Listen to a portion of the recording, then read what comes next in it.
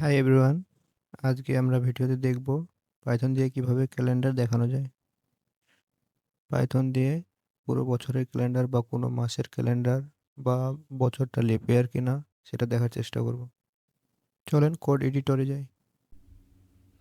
পাইথনের একটা calendar module আছে। এই মডিউল ব্যবহার করে আমরা পুরো বছরের ক্যালেন্ডার অথবা নির্দিষ্ট মাসের ক্যালেন্ডার খুব সহজে দেখতে পারি। ক্যালেন্ডার দেখার জন্য আমাদের প্রথমে মডিউল ইম্পোর্ট করতে হবে। ইম্পোর্ট ক্যালেন্ডার, দেন কোন বছরের ক্যালেন্ডার দেখতে চাই সেই বছরটা সিলেক্ট করতে হবে।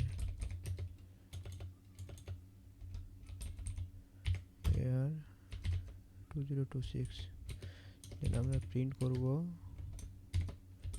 ক্যালেন্ডার ডট ক্যালেন্ডার ফার্স্ট ব্র্যাকেটে ইয়ার। এখন যদি আমরা রান করি তাহলে এখানে দেখতে পারবো পুরো বছরের ক্যালেন্ডার, জানুয়ারি, ফেব্রুয়ারি, মার্চ। এখন যদি আমরা চাই কোনো মাসের ক্যালেন্ডার দেখতে, তাহলে আমরা মাসটা আগে সিলেক্ট করব। ফেব্রুয়ারি মাসে দেখতে চাই, ক্যালেন্ডার ডট ক্যালেন্ডারের জায়গায় মান্থ হবে, দেন ইয়ারের পাশে একটা কমা দিয়ে। এখন যদি আমরা রান করি তাহলে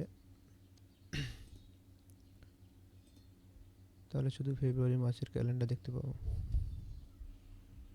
এখন যদি আমরা দেখতে চাই যে 26 সাল লিপ ইয়ার কিনা, তাহলে আমরা কিভাবে চেক করতে পারি?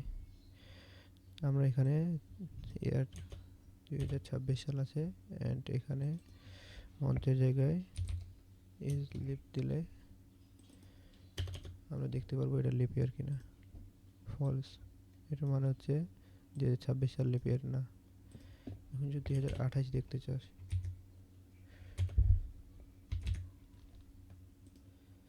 2028 সাল লিপ ইয়ার।